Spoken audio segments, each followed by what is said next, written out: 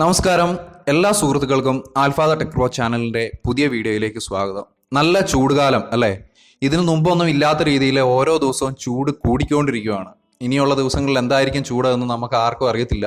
കാരണം നമ്മുടെ എല്ലാവരുടെയും മനസ്സിൻ്റെ ഉള്ളിൽ ഒരു ആഗ്രഹം കാണും, ഒരു AC വാങ്ങിയാൽ കൊള്ളാമായിരുന്നു, അങ്ങനെയാണെങ്കിൽ രാത്രി നല്ല സുഖമായിട്ട് കിടന്ന് ഉറങ്ങാമായിരുന്നു എന്നുള്ളൊരു ആഗ്രഹമൊക്കെ എല്ലാവരുടെയും മനസ്സിൻ്റെ ഉള്ളിൽ കാണും. പക്ഷേ AC ഇട്ടതിന് ശേഷമുള്ള കറണ്ട് ബില്ലിനെ കുറിച്ച് ആലോചിക്കുമ്പോൾ നമ്മളെല്ലാവരും ഈ ആഗ്രഹം വേണ്ടെന്ന് വെക്കാറാണ് പതിവ്. നമ്മൾ AC വാങ്ങുമ്പോൾ നമ്മൾ ശ്രദ്ധിക്കാത്ത ACയുടെ സ്പെസിഫിക്കേഷനും അതോടൊപ്പം തന്നെ നമ്മൾ AC ഉപയോഗിക്കുന്നതിൻ്റെ ചില പോരായ്മകളുമാണ് കറണ്ട് ബില്ല് ഒരു പരിധി വരെയും കൂടാനുള്ള കാരണം. ഇപ്പം നമ്മളൊരു കാർ വാങ്ങുകയാണെങ്കിൽ ആ കാറ് ഏത് സ്പെസിഫിക്കേഷനുള്ള കാറാണ് വാങ്ങേണ്ടതെന്ന് നമുക്ക് എല്ലാവർക്കും അറിയാം. എത്ര സിലിണ്ടറുള്ള എഞ്ചിനായിരിക്കണം, പവർ സ്റ്റിയറിംഗ് ഉള്ള കാർ വേണോ, പവർ വിൻഡോസ് വേണോ, ഓട്ടോമാറ്റിക് വേണോ, മാനുവൽ വേണോ, ഇങ്ങനെയുള്ള കാര്യങ്ങളൊക്കെ നമുക്ക് എല്ലാവർക്കും അറിയാം. പക്ഷെ ഒരു AC കുറിച്ച് ആകുമ്പോൾ നമ്മളുടെ ആദ്യത്തെ എക്സ്പീരിയൻസ് ആയതുകൊണ്ടും നമുക്കാർക്കും ഇതിനെക്കുറിച്ച് വലിയ ധാരണകളൊന്നും കാണില്ല. മെയിനായിട്ട് ഒരു AC വാങ്ങുമ്പോൾ 5 പോയിന്റ്സ് ആണ് നമ്മൾ ശ്രദ്ധിക്കേണ്ടത്. 5 സ്പെസിഫിക്കേഷനാണ് നമ്മുടെ ആവശ്യാനുസരണം നമ്മൾ ചൂസ് ചെയ്യേണ്ടത് ഏത് കമ്പനിയുടെ AC വാങ്ങിയാൽ പോലും. ആ 5 സ്പെസിഫിക്കേഷനെ കുറിച്ചാണ് ഞാൻ ഇന്ന് ഈ വീഡിയോയിൽ മെൻഷൻ ചെയ്യുന്നത്.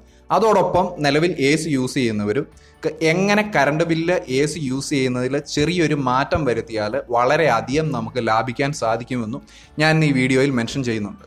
നിങ്ങൾ ആദ്യമായിട്ടാണ് എൻ്റെ ഈ ചാനലിൽ വീഡിയോ കാണുന്നതെങ്കിൽ എൻ്റെ ചാനൽ സബ്സ്ക്രൈബ് ചെയ്യുക. അതോടൊപ്പം സബ്സ്ക്രൈബ് ചെയ്തതിന് ശേഷം കാണുന്ന ആ ബെൽ ബട്ടൺ ഒന്ന് എനേബിൾ ചെയ്യുകയാണെങ്കിൽ ഞാൻ അടുത്തതായിട്ട് അപ്ലോഡ് ചെയ്യുന്ന വീഡിയോ നിങ്ങൾക്ക് ലഭിക്കുന്നതായിരിക്കും.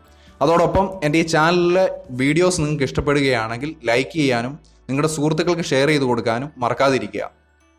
നമുക്ക് ഡയറക്റ്റ് വീഡിയോയിലേക്ക് കിടക്കാം. 5 പോയിന്റ്സ് ആണ് നമ്മൾ ശ്രദ്ധിക്കേണ്ടത്. ഒന്നാമത്തെ ACയുടെ കപ്പാസിറ്റി, രണ്ടാമത്തെ ACയുടെ കംപ്രസർ, ഏത് തരം കംപ്രസറാണ് നമ്മൾ വാങ്ങേണ്ടത്, മൂന്നാമത്തേത് ഏത് തരം AC ആണ് നമ്മൾ ചൂസ് ചെയ്യേണ്ടത്, ഏതാണെന്ന് ചോദിച്ചു കഴിഞ്ഞാൽ നോർമൽ സ്പ്ലിറ്റ് AC ആണോ ഇൻവെർട്ടർ സ്പ്ലിറ്റ് AC ആണോ എന്നുള്ളത്, നാലാമത്തേത് സ്റ്റാർ റേറ്റിംഗ്, അഞ്ചാമത്തേത് കണ്ടൻസർ കോയിൽ ഏതാണ് നമ്മൾ ചൂസ് ചെയ്യേണ്ടത് എന്നാണ്. നമുക്ക് 1 by 1 ആയിട്ട് ഓരോ പോയിന്റ് നോക്കാം. ഒന്നാമത്തേത് ACയുടെ കപ്പാസിറ്റി നമ്മുടെ റൂമിൻ്റെ അളവും തമ്മിൽ ബന്ധപ്പെട്ടിട്ടാണ് ഇരിക്കുന്നത്. 100 സ്ക്വയർ ഫീറ്റ് ഉള്ള ഒരു റൂമിന് 1 ടണ്ണിൻ്റെ AC ആണ് ഉപയോഗിക്കേണ്ടത്. 100-നും 150 സ്ക്വയർ ഫീറ്റിൻ്റെ ഇടയ്ക്കാണെങ്കിൽ 1.5 ടണ്ണും 150-ഉം 200 സ്ക്വയർ ഫീറ്റിന് ഇടയ്ക്കാണെങ്കിൽ 2 ടണ്ണിൻ്റെയും AC ആണ് ഉപയോഗിക്കേണ്ടത്. ഇപ്പോൾ ഒരു 1.5 ടണ്ണിൻ്റെ AC 100 സ്ക്വയർ ഫീറ്റുള്ള റൂമിൽ വെച്ചാൽ കുഴപ്പമില്ല. പക്ഷേ 1 ടണ്ണുള്ള AC 200 സ്ക്വയർ ഫീറ്റുള്ള റൂമിൽ വെച്ച് കഴിഞ്ഞാൽ നമുക്ക് കറണ്ട് നഷ്ടമാകും എന്നല്ലാതെ നമ്മുടെ റൂം നമുക്ക് ഒരിക്കലും തണുത്ത് കിട്ടില്ല. ഇരട്ടിയിൽ കൂടുതൽ സമയം റൂം തണുപ്പിക്കാൻ AC ഉപയോഗിക്കേണ്ടതായിട്ട് വരും. അത് AC ഭാവിയിൽ കംപ്ലൈൻറ്റ് വരാനും കാരണമായി തീരും. റൂമിൻ്റെ അളവ് കണ്ടുപിടിക്കുന്നത് എങ്ങനെയാണെന്ന് ചോദിച്ചു കഴിഞ്ഞാൽ റൂമിൻ്റെ നീളം ഇൻറ്റു റൂമിൻ്റെ വീതിയാണ്. എത്ര അടി നീളമാണോ റൂമിനുള്ളത് അത് ഇൻറ്റു വീതി. 10x10 ആണ് റൂമെങ്കിൽ 100 സ്ക്വയർ ഫീറ്റ് ആയിരിക്കും. 12x12 ആണ് റൂമെങ്കിൽ 144 സ്ക്വയർ ഫീറ്റ് ആയിരിക്കും. രണ്ടാമത്തെ പോയിന്റ് എന്ന് പറയുന്നത് സ്റ്റാർ റേറ്റിംഗ് ആണ്. സ്റ്റാർ റേറ്റിംഗ് ഡിസ്കസ് ചെയ്യുന്നതിന് മുമ്പ് കുറച്ച് കാര്യങ്ങൾ കൂടി പറയാനുണ്ട്. അതിനുശേഷം നമുക്ക് ഏറ്റവും അവസാനം സ്റ്റാർ റേറ്റിങ്ങിനെ കുറിച്ച് ഡിസ്കസ് ചെയ്യാം. മൂന്നാമത് ഞാൻ നേരത്തെ പറഞ്ഞു 2 തരം AC ആണുള്ളത്, normal split AC and inverter split AC.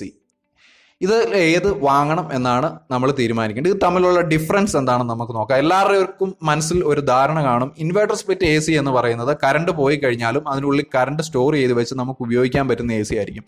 തീർച്ചയായിട്ടും അതൊരു തെറ്റിദ്ധാരണയാണ്, അങ്ങനെയല്ല.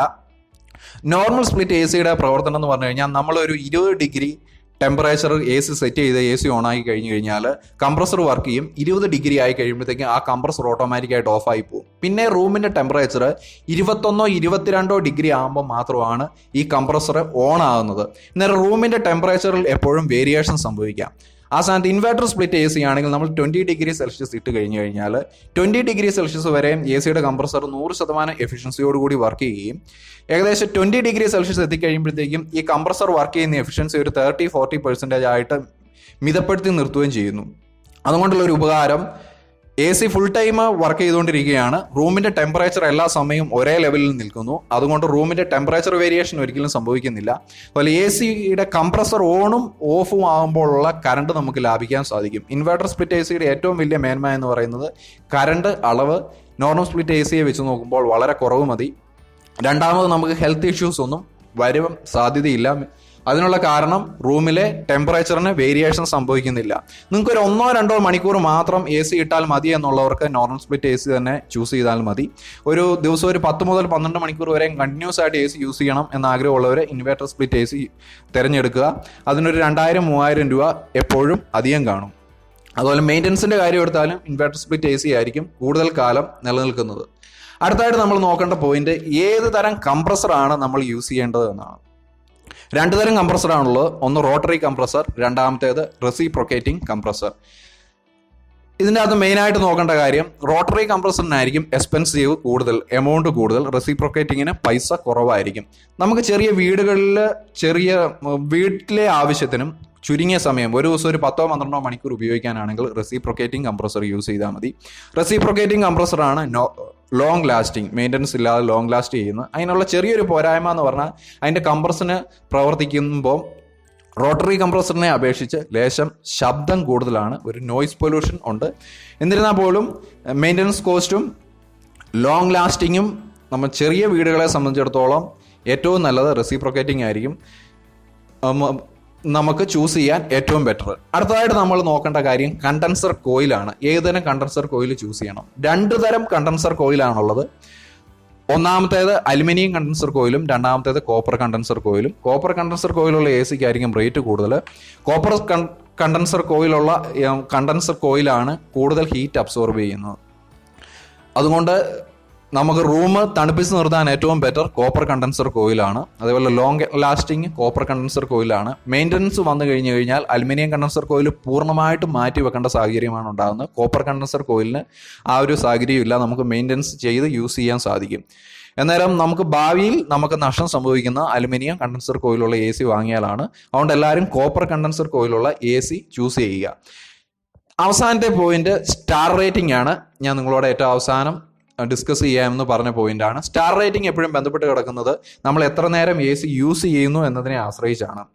സ്റ്റാർ റേറ്റിംഗും കൂൾനെസ്സുമായിട്ട് പ്രത്യേകിച്ച് വ്യത്യാസമൊന്നുമില്ല, കറണ്ടിൻ്റെ ഉപഭോഗത്തിലുള്ള വ്യത്യാസമാണ് വരുന്നത്. ഒരു ദിവസം ഒരു 4-5 മണിക്കൂറൊക്കെ എ സി രാത്രിയിൽ ഇടുന്നവരാണെങ്കിൽ ഒരു 3 സ്റ്റാറുള്ള എ സി യൂസ് ചെയ്താൽ മതി, അത് പർച്ചേസ് ചെയ്താൽ മതി എന്നാണ് എൻ്റെ ഒരു അഭിപ്രായം. 3 സ്റ്റാറും 5 സ്റ്റാറും തമ്മിൽ നമ്മളൊരു നിശ്ചിത സമയം കൗണ്ട് ചെയ്ത് കഴിഞ്ഞാൽ ഏകദേശം ഒരു യൂണിറ്റിൻ്റെ ഡിഫറൻസേ വരുള്ളൂ.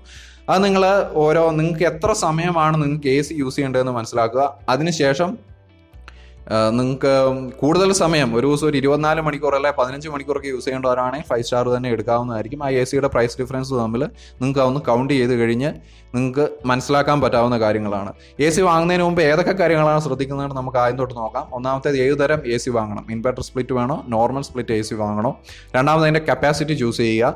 മൂന്നാമത് കംപ്രസർ ഏതാണ് വേണ്ടതെന്ന് ചൂസ് ചെയ്യുക. നാലാമത് കണ്ടൻസർ കോയിൽ ഏതാണ് എന്ന് ചൂസ് ചെയ്യുക. അതോടൊപ്പം തന്നെ സ്റ്റാർ റേറ്റിംഗും. ഞാൻ നേരത്തെ നിങ്ങളോട് പറഞ്ഞൊരു കാര്യമാണ് എ സി യൂസ് ചെയ്തുകൊണ്ടിരിക്കുന്നവർക്ക് എങ്ങനെ കറണ്ട് ബില്ല് കുറയ്ക്കാം. അതിൻ്റെ അകത്ത് മെയിനായിട്ട് ചെയ്യേണ്ട ഒരു കാര്യം, എ സി ഇടുന്നതിനോടൊപ്പം തന്നെ നിങ്ങൾ ഫാനും യൂസ് ചെയ്യുക. സീലിംഗ് ഫാന് ഒരു നിശ്ചിത കൂൾനെസ് റൂമിന് കിട്ടിയതിന് ശേഷം, മീൻസ് 1-2 മണിക്കൂർ നമ്മൾ സ്ലീപ്പ് മോഡിൽ ഇട്ടതിന് ശേഷം ഉറങ്ങുകയാണെങ്കിൽ ഒരു 2 അല്ലെങ്കിൽ 3 മണിക്കൂറിന് ശേഷം എ സി ഓഫ് ആവും. ബാക്കിയുള്ള ടൈമിൽ ആ റൂമിലെ കൂൾനെസ് ഫാൻ മെയിൻറ്റെയിൻ ചെയ്തോളും. പിന്നെ റൂം ഒരു കറണ്ട് ബില്ല് കുറയ്ക്കാനുള്ള ഏറ്റവും ബെറ്റർ ഒരു 24 ഡിഗ്രി സെൽഷ്യസ് എപ്പോഴും യൂസ് ചെയ്യുന്നതായിരിക്കും. ബോഡി ഹെൽത്തിനും റൂം പെട്ടെന്ന് തണുക്കാനും ഏറ്റവും ബെറ്റർ. ഇങ്ങനെ ഒരു 2-3 പോയിന്റ്സ് നോക്കുകയാണെങ്കിൽ നമുക്ക് കറണ്ടിൻ്റെ ബില്ല് വളരെ പെട്ടെന്ന് കുറയ്ക്കാൻ സാധിക്കും. കറണ്ടിൻ്റെ ബില്ല് കുറയ്ക്കുന്നതിനെക്കുറിച്ചുള്ള കൂടുതൽ പോയിന്റ്സ് ഞാൻ എൻ്റെ അടുത്ത വീഡിയോയിൽ ഡിസ്കസ് ചെയ്യും. അല്ലെങ്കിൽ ഈ വീഡിയോ കൂടുതൽ ലോങ് ആയി പോകും, അത് നിങ്ങൾക്ക് എല്ലാവർക്കും ഒരു ബുദ്ധിമുട്ടായിട്ട് മാറും. നിങ്ങൾക്ക് എൻ്റെ ഈ വീഡിയോ ഇഷ്ടപ്പെട്ടു എന്ന് ഞാൻ വിചാരിക്കുന്നു. നിങ്ങൾക്ക് തീർച്ചയായിട്ടും ഇത് ഉപകാരപ്രദമായിരിക്കും. നിങ്ങൾ ഒരു എ സി വാങ്ങുന്നതിന് മുമ്പ് ഈ 5 പോയിന്റ്സ് ചെക്ക് ചെയ്ത് ഉറപ്പ് വരുത്തിയതിന് ശേഷം മാത്രം ഏത് കമ്പനിയുടേതാണെങ്കിലും എ സി വാങ്ങുക. അതോടൊപ്പം നിങ്ങൾക്ക് ഈ വീഡിയോ ഇഷ്ടപ്പെട്ടെങ്കിൽ ലൈക്ക് ചെയ്യാനും നിങ്ങളുടെ സുഹൃത്തുക്കൾക്ക് എ സി വാങ്ങാൻ ആഗ്രഹിക്കുന്നവർക്കും നിലവിൽ എ സി ഉള്ളവർക്കും ഈ വീഡിയോ ഷെയർ ചെയ്ത് കൊടുക്കാൻ മറക്കാതിരിക്കുക. സോഷ്യൽ മീഡിയയായ വാട്സപ്പ്, ഫേസ്ബുക്ക് മുഖാന്തരം. അതോടൊപ്പം തന്നെ ഇതുവരെ നിങ്ങൾ എൻ്റെ ചാനൽ സബ്സ്ക്രൈബ് ചെയ്തില്ല എങ്കിൽ തീർച്ചയായിട്ടും സബ്സ്ക്രൈബ് ചെയ്യുക. നിങ്ങളുടെ സുഹൃത്തുക്കളോടും സബ്സ്ക്രൈബ് ചെയ്യാൻ മെൻഷൻ ചെയ്യുക.